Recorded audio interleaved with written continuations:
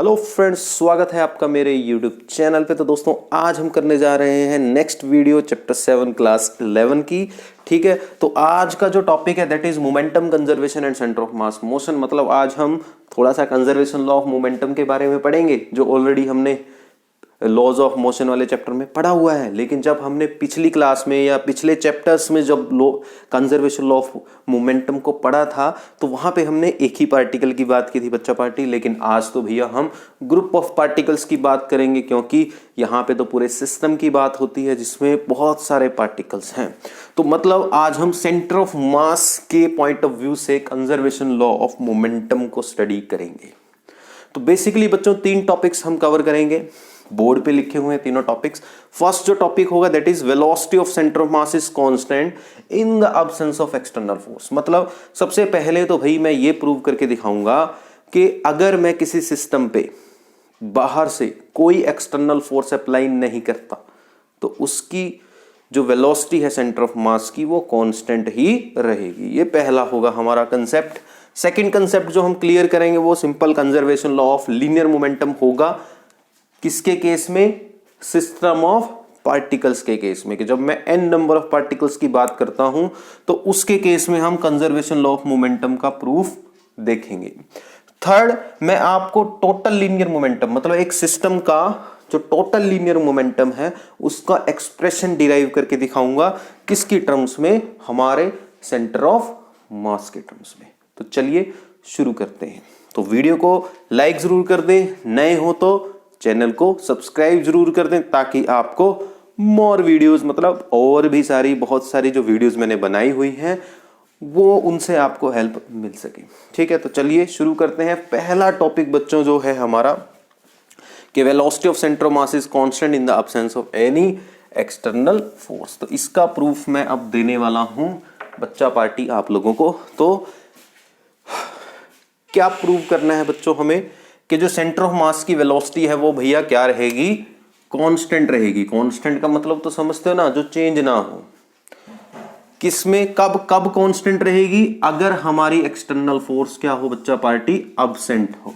मतलब अगर किसी सिस्टम पे बाहर से जो फोर्स लग रही थी वो ना लगे। अगर किसी सिस्टम पे बाहर से जो फोर्स लग रही थी एक्सटर्नल फोर्स वो लगनी बंद हो जाए तो उस सिस्टम का जो सेंटर ऑफ मास है वो कांस्टेंट स्पीड से चलेगा। ये हमें प्रूव करना है कि जैसे मान लिया बच्चों ये हमारे पास कोई सिस्टम है, मतलब बहुत सारे पार्टिकल्स से मिलके बना है। एक सिस्टम है जिसमें बहुत सारे पार्टिकल्स हैं। ठीक है, डॉट डॉट डॉट किसको रिप्रेजेंट कर रहा है? Number of particle. There are n number of particles. ठीक, और मान लिया इस पूरे सिस्टम का जो मास है वो कैपिटल M है। तो हमें प्रूव करना है कि अगर इस पे एक्सटर्नल फोर्स 0 है तो इसका जो सेंटर ऑफ मास होगा सिस्टम का, मान लिया इसका सेंटर ऑफ मास यहां पे है भाई, this is the centre of mass of this system. तो ये जो सेंटर ऑफ मास है उस टाइम पे कांस्टेंट स्पीड से मूव कर रहा होगा। ये हमें प्रूव करना है। तो देखो कैसे इसका प्रूफ हम देंगे। तो यहां हम बच्चों मान के चलते हैं कि let there is a system of n particles. ये एक सिस्टम है, सिस्टम ऑफ n पार्टिकल्स। मतलब इसमें बच्चों कितने पार्टिकल्स हैं? n पार्टिकल, बहुत सारे। ठीक है, और इस सिस्टम का जो टोटल मास है बच्चों वो कितना है? कैपिटल M है। मतलब अगर मैं इन सभी पार्टिकल्स का मास ऐड करता हूं, पहले पार्टिकल का मास, दूसरे पार्टिकल का मास, तीसरे पार्टिकल का मास, अप टू सो ऑन बच्चा पार्टी, अगर मैं nth पार्टिकल का मास भी ले लेता हूं, सबको ऐड कर देता हूं, तो मुझे क्या मिल जाता है बच्चों? पूरे सिस्टम का मास मिल जाता है। ठीक है, क्लियर है यहां तक? उसके बाद मैंने माना कि सपोज मैं इस पे फोर्स लगा रहा हूं।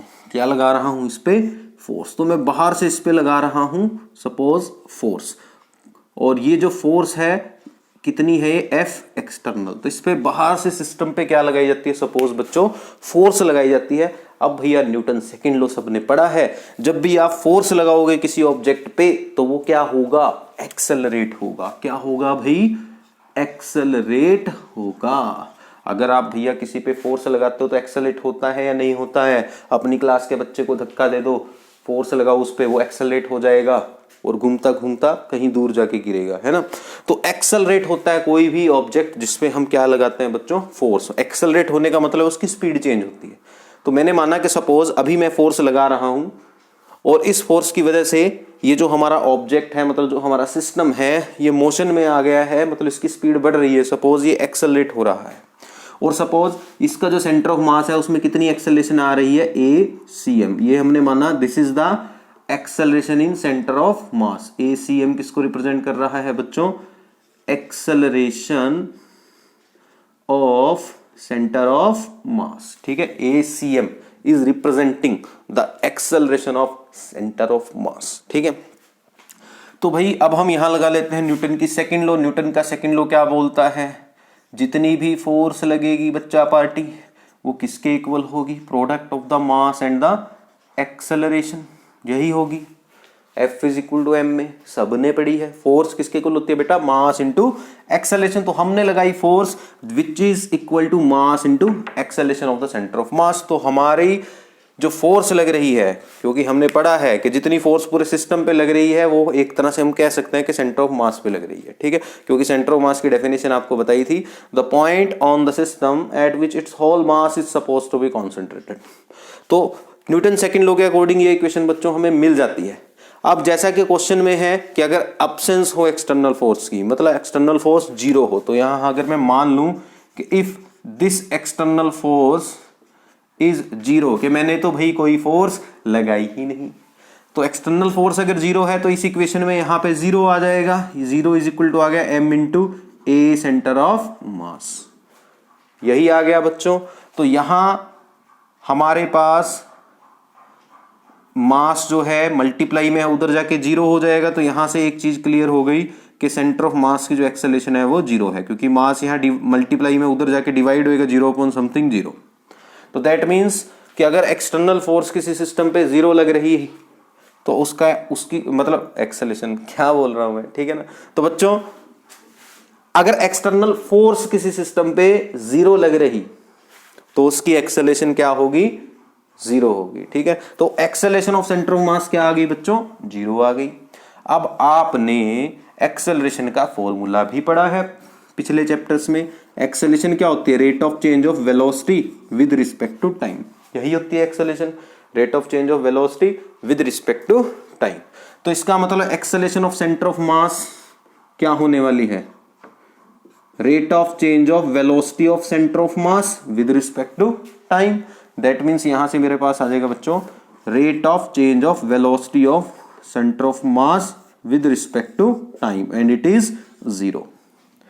अब बच्चा पार्टी मैथमेटिक्स में आप लोग पढ़ोगे, जब 12th में डेरिवेटिव्स पढ़ोगे तो वहां आप एक चीज देखोगे कि जो अगर किसी भी टर्म का डेरिवेटिव जीरो आ रहा है तो वो कांस्टेंट होती है। मतलब कभी भी अगर मैं किसी कांस्टेंट टर्म का डेरिवेटिव निकालता हूं तो वही हमेशा जीरो आता है। ये आपने अपने माइंड में बात रखनी है। ये मैथमेटिक्स का रूल है बच्चों, डिफरेंशिएशन का, कि कांस्टेंट अगर किसी टर्म का डेरिवेटिव जीरो आ रहा है तो इसका मतलब वो टर्म हमारी क्या है भाई, कांस्टेंट है।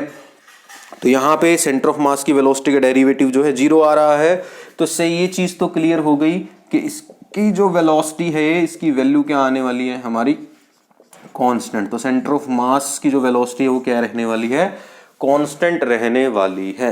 और यही बच्चों हमें प्रूव करना था, ये हो गया प्रूव। देखो velocity of centre of mass is constant in the absence of external force. तो अगर किसी सिस्टम पे एक्सटर्नल फोर्स जीरो लगे तो ऑटोमेटिकली उसकी स्पीड क्या रहेगी, उसकी वेलोसिटी क्या रहेगी बच्चों, कांस्टेंट रहेगी। उस पे किसी तरह की कोई बाहर से एक्सटर्नल फोर्स नहीं लगने वाली। तो क्लियर है, समझ में आ गया सबको? समझ में आ गया तो वीडियो को लाइक जरूर करो और कमेंट सेक्शन में जरूर बताएं कैसी लगी आपको एक्सप्लेनेशन। तो ये थी पहली कंसेप्ट आज की। अब डिस्कस करते हैं सेकंड कंसेप्ट। तो सेकंड कंसेप्ट थी बच्चों जिसमें हमें कंजर्वेशन लॉ ऑफ मोमेंटम को एक्सप्लेन करना था सिस्टम ऑफ पार्टिकल्स के लिए। तो इसको मिटा देते हैं और उसके बाद सेकंड कंसेप्ट करते हैं।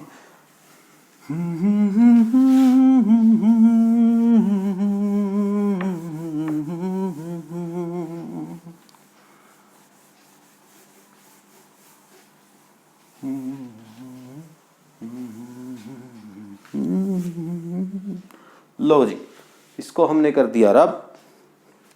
तो अब करते हैं बच्चा पार्टी सेकंड टॉपिक है हमारा conservation law of momentum, conservation law of linear momentum for a system of n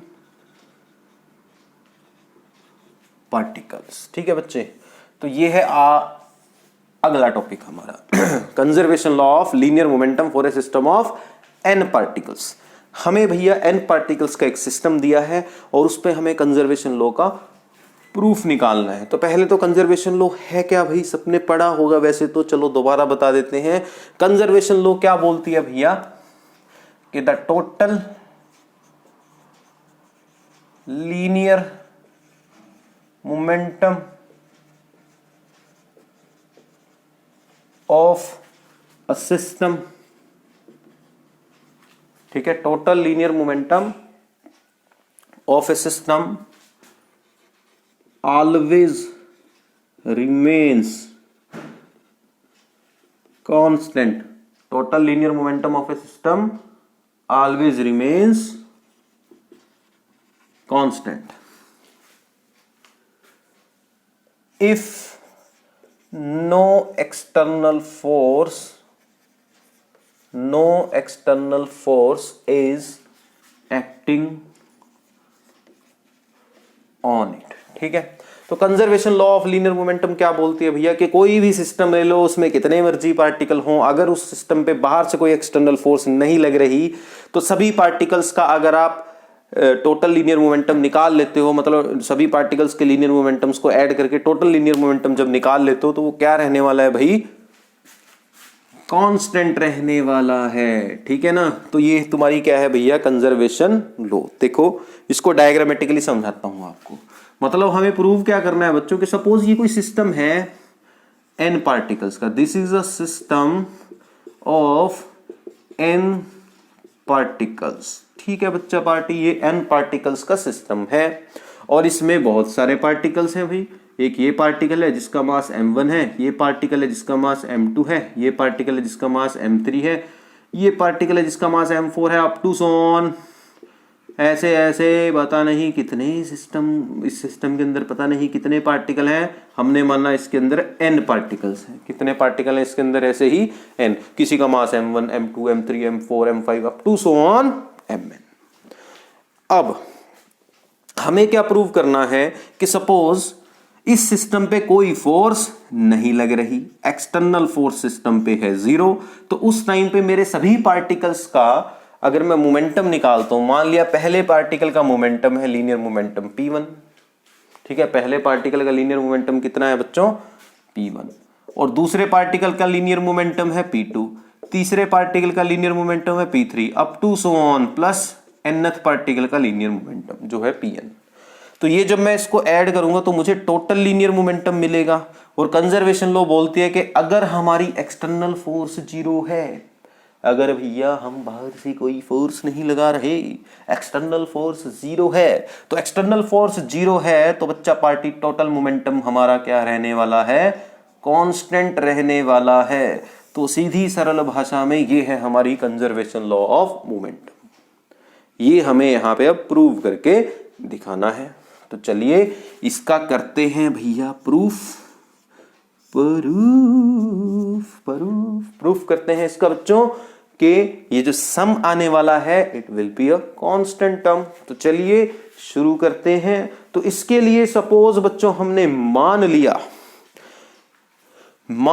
कि जो हमारे ये n नंबर ऑफ पार्टिकल्स हैं इन पे जो फोर्सेस लग रही हैं वो कितनी लग रही हैं। सपोज इस पार्टिकल पे फोर्स लग रही है F1, इस पे लग रही है F2, इस पे लग रही है force F3 up to so on, nth particle पे सपोज फोर्स लग रही है Fn। ऐसा हमने मान लिया कि जो फोर्सेस लग रही हैं सपोज बाहर से, वो कितनी फोर्सेस लग रही हैं इन पार्टिकल्स पे, मतलब हम n नंबर ऑफ पार्टिकल्स की बात कर रहे हैं कि इस सिस्टम के इंडिविजुअल पार्टिकल्स पे जो फोर्सेस लग रही हैं वो क्या हैं, फर्स्ट पार्टिकल पे मान लिया F1 फोर्स लग रही है, सेकंड पे F2, थर्ड पे F3, फोर्थ पे F4 up to so on, nth particle पे सपोज बच्चों कितनी फोर्स लग रही है, Fn फोर्स लग रही है। और इन फोर्सेस के लगने की वजह से इन पार्टिकल्स में बच्चों क्या आ रही है, एक्सेलरेशन। हमने पढ़ा है जब फोर्स लगेगी तो एक्सेलरेशन भी आएगी, तो फोर्सेस लग रही और फोर्सेस की वजह से क्या आ रही, एक्सेलरेशन आ रही। तो फोर्सेस लग रही और फोर्सेस की वजह से बच्चों आ रही है एक्सेलरेशन। हमने माना F1 फोर्स लगने से इस मास M1 में कितनी एक्सेलरेशन आई, A1। सेकंड मास में कितनी एक्सेलरेशन आई, A2। थर्ड मास में कितनी एक्सेलरेशन आई, A3। Up to so on बच्चा पार्टी nth मास में कितनी एक्सेलरेशन आई, सपोज AN। कितनी एक्सेलरेशन आई, AN एक्सेलरेशन आई। तो अगर मैं इस पे टोटल फोर्स निकालता हूं पूरे सिस्टम पे, तो मैं टोटल फोर्स कैसे निकालूंगा, सभी पार्टिकल्स पे जो फोर्सेस लग रही हैं उनको जोड़ दूंगा। तो अगर मुझे भाई टोटल फोर्स निकालनी है कि टोटल कितनी एक्सटर्नल फोर्स लग रही, तो मैं क्या करूंगा, टोटल फोर्स अगर मुझे निकालनी है बच्चों, टोटल फोर्स अगर निकालनी है तो मैं क्या करूंगा, सभी फोर्सेस का सम ले लूंगा। तो यहां से बच्चों जब मैं इनका सम लूंगा तो टोटल फोर्स मेरे पास आएगी F1 plus F2 plus F3 plus up to so on nth particle पे जो फोर्स लग रही Fn, यही आएगी। अब भैया अगर हम मान लें सिस्टम पे एक्सटर्नल फोर्स 0 है, तो अगर सिस्टम पे एक्सटर्नल फोर्स 0 है तो ऑब्वियस सी बात है टोटल फोर्स भी 0 होगी। अगर एक्सटर्नल फोर्स किसी सिस्टम पे बाहर से लगने वाली फोर्स 0 होती है तो टोटल फोर्स भी अपने आप ही 0 हो जाती है, ये हमने पहले पढ़ा है। किसी भी सिस्टम पे जो टोटल फोर्स लगती है बच्चों वो किसके इक्वल होते हैं, sum of external force plus internal force. और हमें पता है जो इंटरनल फोर्सेस हैं वो तो according to Newton third law, to every action equal and opposite reaction, एक दूसरे को कैंसिल आउट कर देती है इंटरनल फोर्सेस किसी भी सिस्टम पे। तो किसी भी सिस्टम पे लगने वाली टोटल फोर्स किसके इक्वल होती है, उस सिस्टम पे लगने वाली टोटल एक्सटर्नल फोर्स के इक्वल। और हमने माना है एक्सटर्नल फोर्स 0 है, तो ये टोटल फोर्स भी भैया क्या होनी चाहिए, it must be 0 if external force is 0। समझ रहे हो, एक्सटर्नल फोर्स जो बाहर से लगती है और टोटल फोर्स क्या होती है, external force plus internal force. और बेटा हमें पता है जो पार्टिकल्स हैं एक दूसरे पे जो इंटरनल फोर्सेज लगाते हैं according to Newton's third law वो इक्वल और अपोजिट होती हैं, तो वो क्या कर देती हैं, एक दूसरे को कैंसिल कर देती हैं। तो अगर मैं किसी सिस्टम पे नेट इंटरनल फोर्सेज निकालता हूं तो वो 0 आती है। जैसे मार्कर है, इस मार्कर के अंदर बहुत सारे मॉलिक्यूल्स हैं बच्चों, वो एक दूसरे पे फोर्स लगा रही है, वो इंटरनल फोर्सेज हैं। तो ये जो इंटरनल फोर्सेज इस मार्कर में लग रही हैं, अगर मैं पूरे मार्कर की टोटल इंटरनल फोर्स निकालूं तो वो कितनी आएगी, 0। क्योंकि ये जो मॉलिक्यूल्स एक दूसरे पे इंटरनल फोर्सेज लगा रहे हैं they are equal and opposite, तो they will cancel out each other. समझ गए। तो नेट जो इस पे टोटल फोर्स होगी वो किसके इक्वल होगी, जो मैं इस पे बाहर से फोर्स लगा रहा हूं। और हमने कहा है कि भाई बाहर से तो हम फोर्स ही नहीं लगा रहे, तो ये टोटल फोर्स क्या होनी चाहिए, 0। दैट मीन्स ये जो सम है फोर्सेज का F1 plus F2 plus F3 plus up to so on Fn, it must be 0। क्या है, 0 है क्योंकि टोटल फोर्स 0 है। अब फोर्स की वैल्यू रख दो, हमने कहा था इनमें एक्सेलरेशंस आई है A1 A2 A3 up to so on. तो F1 आएगा फर्स्ट पार्टिकल का मास इंटू फर्स्ट पार्टिकल की एक्सेलरेशन, F2 आएगा सेकंड पार्टिकल का मास इंटू सेकंड पार्टिकल की एक्सेलरेशन, ऐसे ही M3 A3 plus up to so on Mn AN। ये सारा क्या आएगा बच्चों, 0 आएगा। क्या आएगा, ये 0। क्लियर है यहां तक। अब हम यहां पे एक्सेलरेशन का फॉर्मूला रख देते हैं। हमें पता है बच्चों एक्सेलरेशन क्या होते हैं, rate of change of velocity with respect to time. तो A1 हमारे पास आ जाएगा rate of change of velocity of first particle with respect to time. ये आ जाएगा M2 into rate of change of velocity of second particle with respect to time, plus ये आ जाएगा M3 into rate of change of velocity of third particle with respect to time, plus up to so on Mn into rate of change of velocity of nth particle with respect to time, and it is equal to 0। तो ये सबका सम 0 आएगा ना 0। ठीक, तो यहां से बच्चों फिर हम d by D T common निकाल लेंगे। तो d बाई डी टी को कॉमन निकाल लिया भाई मैंने, और जब कॉमन निकाला तो अंदर बचा M1 V1 plus M2 V2 plus M3 V3 plus up to so on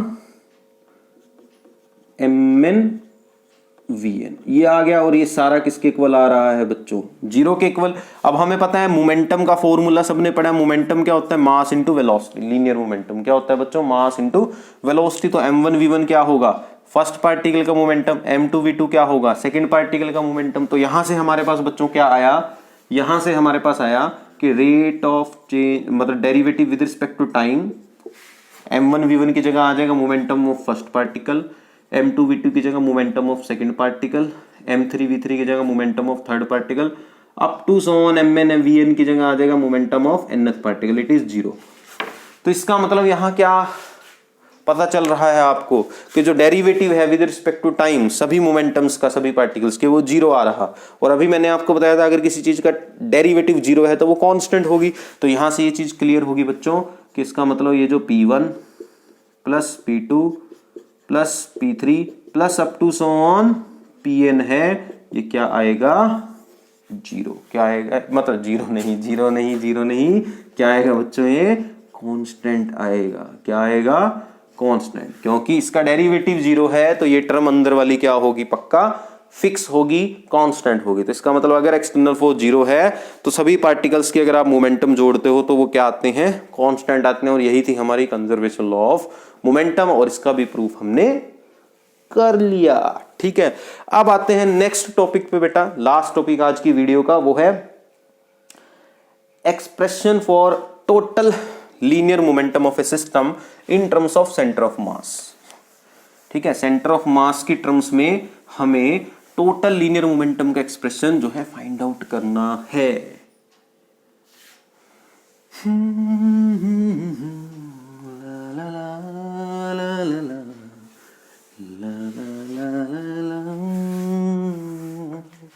चलो, तो ये आता है भैया हमारे पास नेक्स्ट टॉपिक जो है एक्सप्रेशन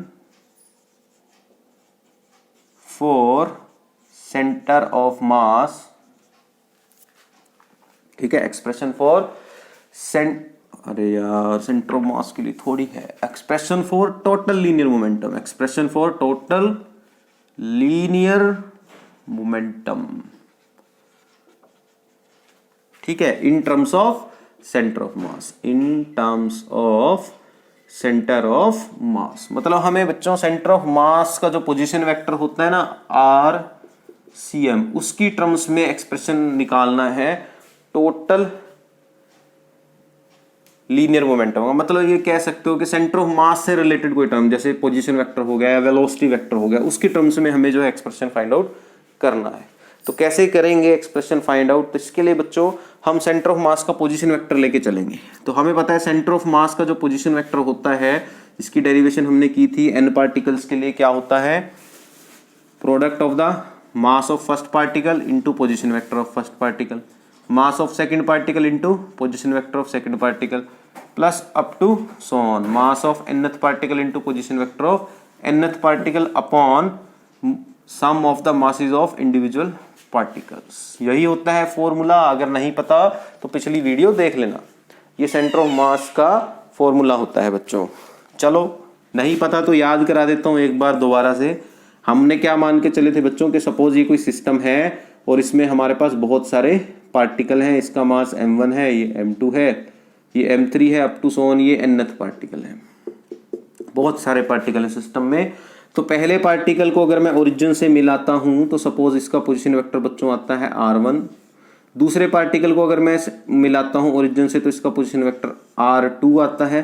तीसरे का आता है r3 और nth पार्टिकल का सपोज आता है rn। तो हमने एक एक्सप्रेशन निकाला था इन पोजीशन वेक्टर के टर्म्स में कि इस सिस्टम का जो सेंटर ऑफ मास होगा उसका पोजीशन वेक्टर जो होगा RCM, उसका एक्सप्रेशन ये हमने फाइंड आउट किया था प्रीवियस वीडियोस में। तो जिसको नहीं पता वो जाके इसका प्रूफ देख सकता है। तो ये फॉर्मूला हमारे पास आ जाता है। ठीक है, अब अगर मैं इसको थोड़ा सा चेंज करूं, अब हमें पता है बच्चों कि जो टोटल मास है सिस्टम का वो किसके इक्वल होता है? m1 plus m2 plus m3 plus up to so on mn। यही होता है टोटल मास। तो इसकी जगह मैं टोटल मास कैपिटल M रख सकता हूं, यस रख सकता हूं। तो मेरा सेंटर ऑफ मास बन जाएगा, इसकी जगह सारे की कैपिटल M आ जाएगा। M को मैं बाहर लिख लेता हूं 1/m, और अंदर बन जाएगा m1r1 plus m2r2 plus up to so on mn rn। यहां तक समझ में आ गया सबको? जस्ट मैंने मास को कॉमन निकाला है, ठीक है। इसके बाद की कहानी देखेंगे सभी बच्चे। इसके बाद अब हमें क्या करना है, इसको डिफरेंशिएट करना है विद रिस्पेक्ट टू टाइम। तो differentiating above equation, differentiating above equation with respect to time. तो ऊपर वाली इक्वेशन को भैया हम कर देते हैं डिफरेंशिएट, किसकी विद रिस्पेक्ट में, टाइम की विद रिस्पेक्ट में। तो जब इसको डिफरेंशिएट किया जाता है बच्चों, तो यहां पे तो आएगा d/dt of position vector of centre of mass. d/dt मतलब differentiation with respect to time, ठीक है।